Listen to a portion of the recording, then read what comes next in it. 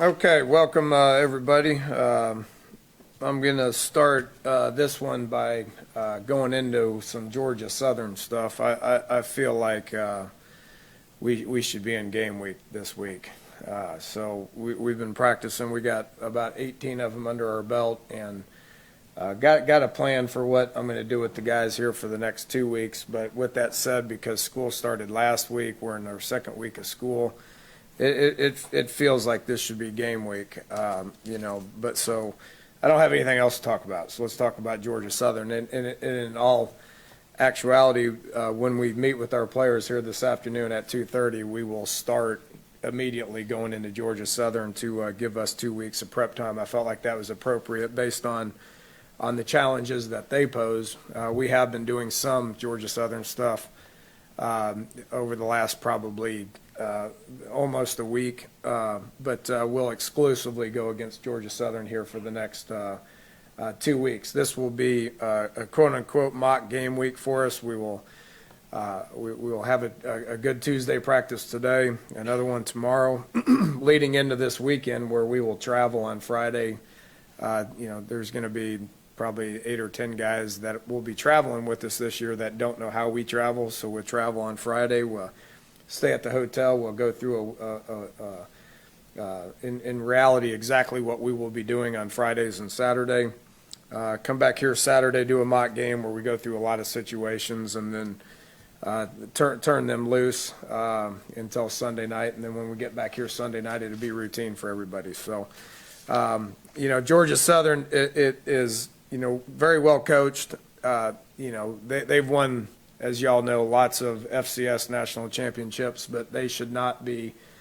They are not FCS opponent. They've successfully made the transition to 1A in their first year in the Sun Belt. They won it, so that speaks volumes of Willie Fritz and how good of a coach he is, and the tradition and that Georgia Southern possesses. These guys have won a bunch. They got great tradition, and they understand how to win. My job's going to have to get through to our players. They don't have the name recognition of an Alabama, but within our coaching fraternity, they got plenty of name recognition. Myself and the staff understands who they are, what they've accomplished. The talent that's in Georgia, I know. I started coaching there. They know what kind of players they got, know what kind of players they get. And they're used to winning. They expect to win. They won 9 1A games last year. Should have won 2 more, and barely lost to NC State and barely lost to Georgia Tech. They were winning in both those games, almost won the Georgia Tech game. So good team. But everybody knows they beat Florida 2 years ago, and we know what kind of players that Florida got. So the challenges offensively that they possess, although we all know that they're on their second quarterback. There is plenty of games last year where they were on their second quarterback. The Upshaw kid came in lots of different situations. He's going to be a year older. He's going to understand what to do, and he's going to run that offense every bit as good as what he did last year, more than likely better. The starter that's not playing, we know that's a break for us. He was a great player, but they still got lots of good players around them. If you look at their O-line, they're replacing a lot of guys, but they're replacing them with upperclassmen. That shows what kind of shape that their program is in. When you lose a lot of starters up front and you're replacing them with juniors and seniors, that means they got a lot of guys that understand what to do. The style of ball that they play offensively is not one that new guys can come in and pick up and play right away. So they've got a lot of guys that understand what to do. Their running back, the Breida kid, is probably as good as anybody that we'll face all year. He's got top-end speed, can get out in the open, and people don't catch him. That's why they led the nation in rushing last year. When you got quarterbacks and running backs that can do that, they're pretty good. So they don't turn the ball over, which is really impressive based on the ball changing hands so much with the spread attack, the option attack, the amount of handoffs and stuff that they got going on. It's impressive that they only turn the ball over 12 times all year, so they do a great job with ball security as well. Defensively, they got a lot of guys coming back. It's different than what we do defensively, so we're going to need the extra week to be able to prepare for them. They base out of a 4 down, but they go multiple with it.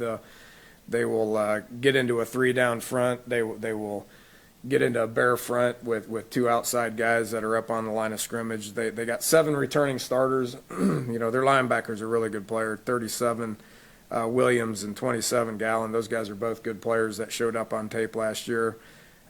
Most of their D-line is back, and their safeties are extremely active. They got new people at corner, but we got new people at receiver. So I think that's probably a wash. So, like I said, this is a team that we will start talking about, and it's our job to get through to them. I don't think it'll take long once we start watching the tape with our players today. They're going to see the quality of an opponent, and they're going to understand that this is a difficult task, and we need to make sure that we prepare the way we know how to prepare in order to play this game. So with that, I turn it over to some questions, whether they're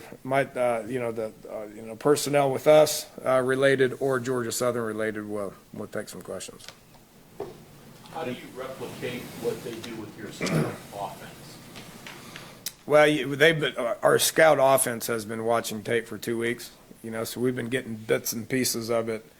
Gibby's been taking some individual time, some morning walkthrough time to go through it. You can't replicate it the way you want to replicate it, but David Sills has been doing a great job with that. He's been coming in, watching tape. His handoff option stuff is really good. He really does a good job with that stuff, and smart kid, so he understands that's kind of what his role is going to be here for the next couple of weeks, and just show him a bunch of tape and just keep repping it, and hopefully we can get it to where it looks close. What about health-wise with your team? Good, really good. If the only advantage I've seen on it seems like being in camp for 3 weeks and then being in school for 3 weeks prior to the first game is once school starts, you only get them for 20 hours a week. So, we haven't been having, knockdown, drag-out practices here lately. So our overall health is really good. Ed Muldrow is the only guy that hasn't practiced. Everybody else has been good. I don't know what's wrong with Ed. Nobody knows what's wrong with Ed, but he can't play. So he's going into his senior year when he feels good. I know he's going to get out there, but he's the only one that hasn't been repping. Don't know. Danny, you mentioned Gibby working with the offense. Is anybody in particular coaching up Sills that maybe isn't Gibby, is it Mike? Yeah, Gibby's doing it. I mean, he's the one that, he's kind of running the whole show there, right? Dan, when you sit your team down and lay out goals for the season, I presume that you do that, what kind of goals will you set for this year? Well, I mean, we've been talking a little bit more long-term stuff than I have in the past. Usually everybody does the same thing. I mean, they say this is what's important. This is the only thing that's important is this team right here. We gotta win 1 game a week. We gotta prepare for this one. We gotta win it, and then we can move on to the next one. And I think that's the way the majority of the coaching staffs across the country do it. I got some older guys that we can talk a little bit more real with, and what I've noticed in the past a little bit is if, everybody wants to, we break it down with Big 12 champs every day. We talk about Big 12 champs, everybody wants to win a national championship. Well, what happens in the past? I mean, what's happened when that becomes not a reality? That doesn't mean things are done, So I've been talking with our guys about, let's look about the big picture a little bit here too. Let's make sure that what's happened the last couple of years doesn't happen this year if we're not successful for some reason throughout the course of the season. So what's successful to me? There's a lot of things that are successful to me. Obviously we want to win a Big 12 championship. We want to put ourselves in position to talk about the college football playoff. That's what everybody in the Power Five wants to talk about. Win the conference is important. But graduating kids and having a successful season, winning season, best bowl game that we can possibly go to, those are things that long term I think are important as well. Did you see what you wanted to see offensively in the scrimmages? Never do. Never do. I had no idea what we were going to do this past Saturday. I mean, we struggled with it as a staff because it was a week of transition from camp to mock week. We had a week, none of us had ever been in this before. In my 20 years of coaching, I've never had 3 weeks of school prior to the first game. So there was a lot of talk, what do we do? You only get them for 20 hours. What do? Do you hold 3-hour practices and not meet them? Do you lift them? Do you rest them? Do you recover them? Well, we practiced a good bit on Tuesday, Wednesday, Thursday. We got after it pretty good. Rested up a little bit on Friday. And then late Friday night, we had a meeting after practice, and we decided that our top 22 didn't need to play a whole bunch. So we held those guys a good bit on Saturday and practiced the twos and the threes. Never have I been in a place to where we could practice the threes the way that we practiced our threes last Saturday. Those guys got about 50 live reps, which sitting your first team offensive line, practicing with your second, and having a third team understand what to do. I've never been anywhere where we could do that. So from that standpoint, I liked what we got. Did it look the way we wanted it to from some of the key backups? Never does. But we did get a bunch of reps that we can keep evaluating, and hopefully that'll pay off in the future. Does that help you figure out the twos and the threes on the depth chart as far as where they fall behind the ones? Should, and for the majority of the positions, we know who our twos are. There's still some positions out there that we don't. And, we told the team Saturday after practice we did this because we need, we know who the top 22 are, which, the top 22 may be a starter, may not be a starter, but, the other, we play about 55, 56 in a game. So how important is that number 50 guy that's running down on kickoff or, on punt return? Well, it's pretty important. Or if the starter goes out, the next guy goes in, or even the third team guy's got to go in there and play a little bit. You got to play. Those guys got to play at a high level if you want to win. So those guys got to keep getting better. Who would you say is Skylar Howard's best quality right now? Competitive. Got a chip on his shoulder. Is tired of hearing about how he's not big enough or how he's not fast enough or how he's not good enough. So he wakes up every day competing with himself and doing what he's got to do to make all that go away, whether it ever will or not. He's going to wake up and he's going to work hard and be focused on what he's responsible for. And yeah, I've been happy with what he's done. Dana, the mock week you talked about, is that something you've always done, or when did you start doing it to the point where you simulate everything? Not last year or 2 years ago to this extent. I think everybody kind of simulates it a little bit, but to the extent of doing everything, I believe it was last year. I don't want to remember anything that happened 2 years ago, so we'll go with last year. How would you say that Jared Barber is looking physically after these last few weeks of camp? Good. He's been good. That's a position where we've been able to play a lot of people. Whether it's Al Benton going in or Justin Arndt going in at that middle linebacker spot. We bumped Kwiatkowski in there some. So we got a lot of people. So he hasn't had to take the maximum amount of reps every single day. So he's in a good place right now. It's going to be his first live game in about over a year. What are you going to be looking to see from him, Georgia Southern? Same thing I've seen out of Jared since the Orange Bowl or since his freshman year. He's played a lot of ball around here. This isn't the first time somebody had a knee injury. It's part of the game. Most very high percentage of guys come back and they're even stronger than they were before. So he's practiced a lot since that happened and is without a doubt our smartest football player and probably our most physical football player as well. So he looks better than he ever has. Dana, you're going against Georgia Southern, you mentioned, and what they present. How do you think your defensive scheme matches up with what they bring? I think good. I think good. You know, we're a perimeter-oriented defense, and where what we try to do offensively is put it on the ball with throwing it.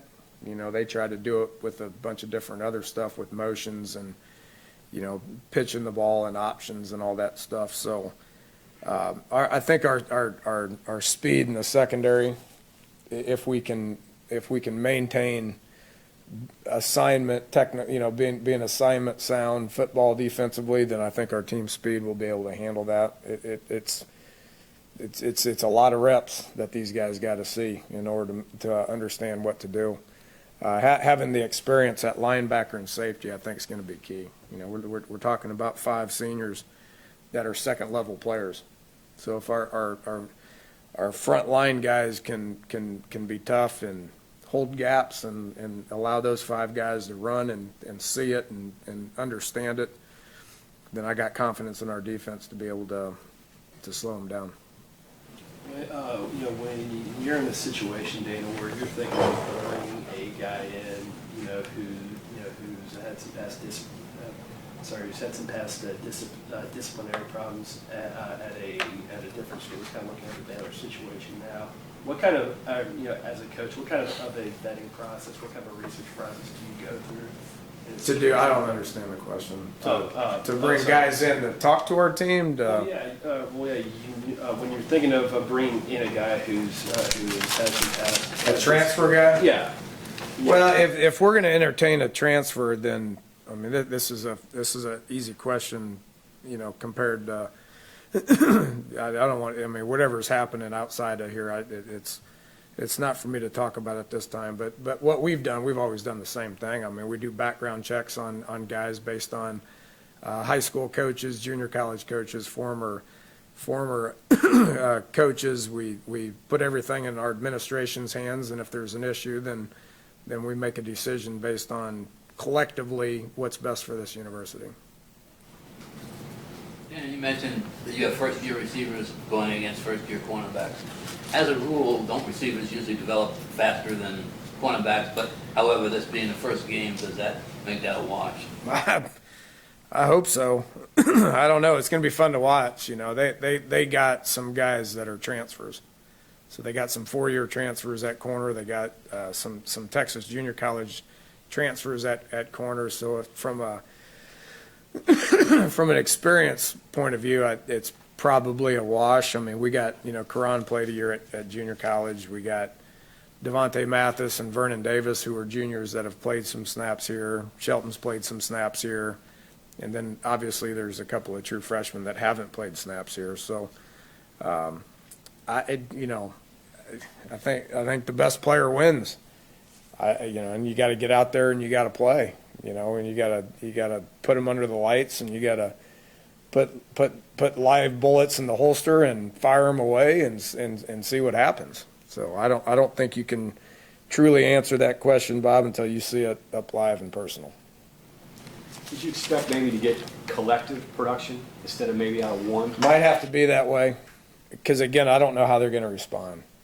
So none of them have experience, and you know, we gotta put somebody out there first. I wouldn't put too much stock in who goes out there first. I would, you know, based on how it looks, guys are going to get yanked or guys are going to get pushed back in there. So I'm as interested to see it as y'all are. I like what the bodies are. I like their attitude and their effort and their mentality and where they're at. You know, didn't truly know about, you know, Kevin and Mario, how good they were going to be last year until they got out there in the game and they started making plays. That relationship with the quarterback's huge. It's huge. I mean, Clint knew those guys. So, you know, how much Skylar can get on the same page with some of those guys, or William with some of those guys, is going to make an impact on how they do out there. Who's going to start? You're going to just go with first? So it's the 2 spots that I haven't made the. It's the right guard with Bosch and Matteo, and the X and the Z. Those are the 2 spots on our football team. We haven't made that decision yet. Hey, Dana, in your experience, what's the biggest obstacle that a receiver faces so he knows the routes even though he's young, he knows where he's supposed to go. Is it the fact that he's 19 years old and he's playing against 22 and 23-year-old corners? Is that the issue? What normally is the obstacle that they're not productive initially? I don't think that's the issue as much as the timing with the quarterback. There's just, like, quarterbacks learn nuances of receivers that you can't just be told. I can't say this guy runs 4-3, this guy runs 4-5, place the ball a little bit farther here than here. Can't say that. It's understanding little nuances and developing, just chemistry with these guys. Everybody knows what I'm talking about with just little nods and flashes and pumps and stuff to where those guys got to figure that stuff out on their own. So I don't think Kevin has the year he had last year without the chemistry that existed with Clint. Not taking anything away from Kevin. He's a top 10 pick. I'm talking about the overall production numbers. Everybody sees guys that get drafted in the second round, third round, fourth round that don't have big numbers. It's because of the chemistry. You probably just wasn't there with the quarterback. So we get that. The good news is that exists right now with Skyler and DeKeel and Jordan Thompson and Wendell Smallwood. I mean, it exists with them right now because they've been doing it for the last 2 years. It's pretty good with Shelton because they've been doing it for a year and a half. We got to find one or two more. Any plans to get William Press snaps at quarterback, or is that just see how it works? He's been practicing well. I like what I see out of William. He's been practicing. He's been competing. He had his best day on Saturday. So, that's the decision that I got to figure out. Wouldn't surprise me. Danny, Thanks, Coach. thanks. Your goal of getting your best five on your skill guys on offense, how much, more versatile can you be, whether it's keeping the same five out there in different spots or swapping guys in each different formations? My job is to get to 5 as soon as I can. I can't get to 5 right now. DeKeel's one of them, Jordan's one of them, Wendell's one of them. So we're at 60% right now, where 2 years ago we were at 0%. Because none of those guys were ready to go. Even Charles Sims, we watched him last night, is a good NFL player. I mean, him and Clint, shook hands and introduced themselves to each other, or him and Paul, I guess. And 2 days later they were playing a game. So we're farther along than we were 2 years ago. We still got to find 2 more guys. So it may be by committee for a while. I don't know. Find out today. All right, see y'all.